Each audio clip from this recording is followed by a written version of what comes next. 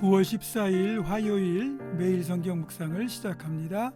오늘 함께 나눌 말씀은 갈라디아서 6장 1절로부터 10절의 말씀입니다. 갈라디아서 6장 1절로부터 10절의 말씀을 제가 봉독합니다. 형제들아, 사람이 만일 무슨 범죄한 일이 드러나거든 신령한 너희는 온유한 심령으로 그러한 자를 바로잡고 너 자신을 살펴보아 너도 시험을 받을까 두려워하라. 너희가 짐을 서로 지라 그리하여 그리스도의 법을 성취하라. 만일 누가 아무것도 되지 못하고 된 줄로 생각하면 스스로 속임이라. 각각 자기의 일을 살피라. 그리하면 자랑할 것이 자기에게는 있어도 남에게는 있지 아니하리니 각각 자기의 짐을 질 것이라. 가르침을 받는 자는 말씀을 가르치는 자와 모든 좋은 것을 함께하라. 스스로 속이지 말라.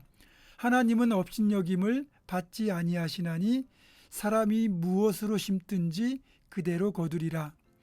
자기의 육체를 위하여 심는 자는 육체로부터 썩어질 것을 거두고 성령을 위하여 심는 자는 성령으로부터 영생을 거두리라. 우리가 선을 행하되 낙심하지 말지니 포기하지 아니하면 때가 이름에 거두리라. 그러므로 우리는 기회 있는 대로 모든 이에게 착한 일을 하되 더욱 믿음의 가정들에게 할지니라. 아멘. 갈라디아서는 총 6장으로 되어 있습니다. 우리가 편지를 쓸 때가 있었잖아요. 지금이야 이제 카톡으로 다 주고받지만 예전에는 편지가 가장 중요한 통신수단 중에 하나였어요. 그래서 멀리 있는 자녀들이든 부모든 누구에게든 편지를 쓸 때 꼭 당부하고 싶은 말이 있을 때는 편지 말미에 그 내용을 썼습니다. 그렇다면 바울 사도가 갈라디아 교회에 보낸 이 편지에서도 정말로 당부하고 싶었던 말은 아무래도 제일 마지막 장인 6장에 기록했다고 보면 될 겁니다. 이 6장에 기록된 바울 사도의 첫 번째 당부는 남의 잘못을 대하는 태도예요. 1절은 특히 우리에게 아주 중요한 교훈을 줍니다. 다른 사람들이 범죄한 것이 드러날 때 그것을 보고 반면교사로 삼으라는 것. 무엇보다도 나도 그런 시험을 받을 수 있으니까 먼저 나 자신을 살펴보라는 말씀이에요. 보통 우리는 다른 이들의 잘못에 대하여 분노하고 그런 잘못을 저지른 것에 대하여 비판을 합니다. 그런 우리의 잘못을 지적하는 것과 그런 비판을 통해서 그 사람이 잘못을 뉘우치고 올바르게 살아간다면 참 좋겠죠. 그래서 잘못을 지적하는 것 자체는 나쁘지 않습니다. 하지만 예수님이 요한복음 8장에서 너희 중에 죄 없는 자가 먼저 돌로 치라는 그 주님의 말씀, 그 말씀처럼 우리가 정말 잘못을 범한 이들을 돌로 칠 자격이 있는지는 한번 돌아보아야 합니다. 그리고 상대방의 잘못을 지적할 때 기본적인 자세는 온유한 심령에서 출발해야 돼요.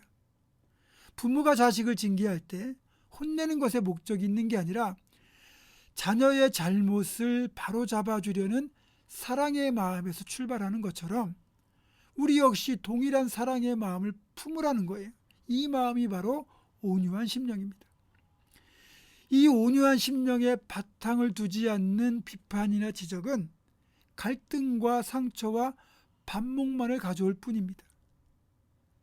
사실 지금도 한국교회 많은 교회들이 갈등을 겪고 분쟁을 하고 있는데 그런 대부분의 교회들이 이런 온유함의 바탕이 없기 때문에 문제가 해결되는 대신에 더 심각한 갈등 상황으로 치닫고 있는 겁니다. 그래서 2절을 보면 바울 사도는 문제의 근본부터 짚어가면서 해결책을 제시하고 있습니다. 2절은 분명히 이렇게 말씀합니다. 너희가 서로 짐을 지라 그리하여 그리스도의 법을 성취하라. 아멘. 누구도요 처음부터 죄를 짓는 경우는 없습니다.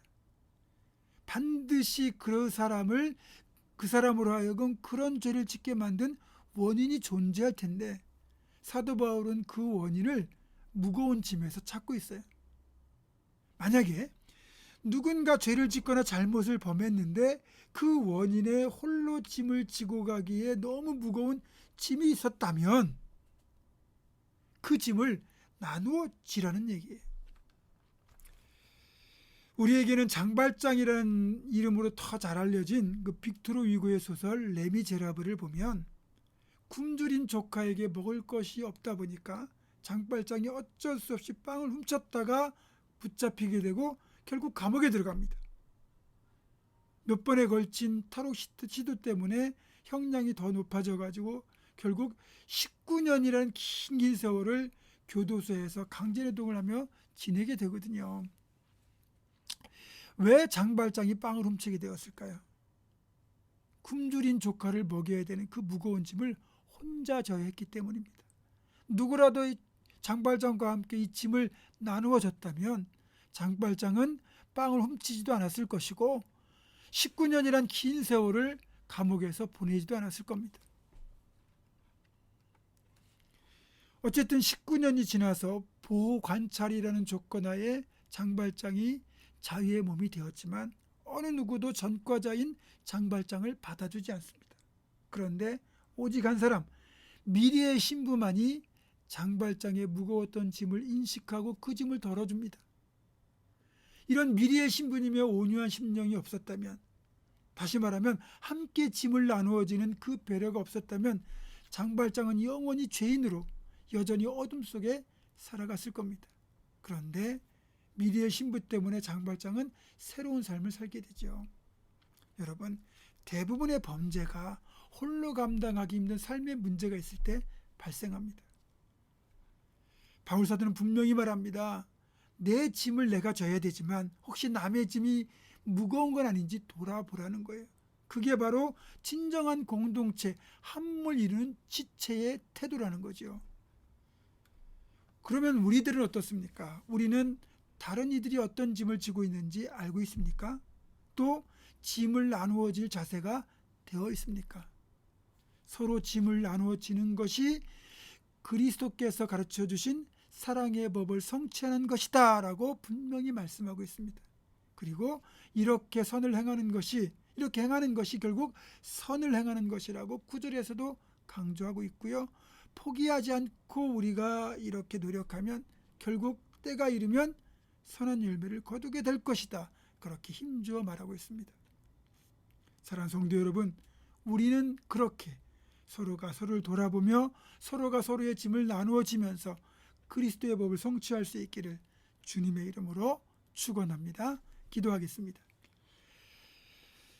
우리의 짐을 대신 지고 십자가에 죽으신 주님, 그 주님을 따라 우리도 서로가 서로의 짐을 지는, 그래서 그리스도의 법을 성취하는 선한 삶을 살게 하시고 그걸 통하여 서로가 서로를 살리고 공동체를 건강하게 만들 수 있도록 주님 도와 주시옵소서. 예수님의 이름으로 기도하옵고 이제는 우리 주 예수 그리스도의 은혜와 하나님의 사랑과 성령의 교통하심이 서로가 서로를 돌아보며 함께 짐을 짐으로써 그리스도의 법을 성취할 것을 결단하는 사랑 우리 모든 성도들, 이들의 삶과 가정과 생업과 우리 교회 위에 지금부터 영원토록 함께 하시옵기를 간절히 축원하옵나이다. 아멘.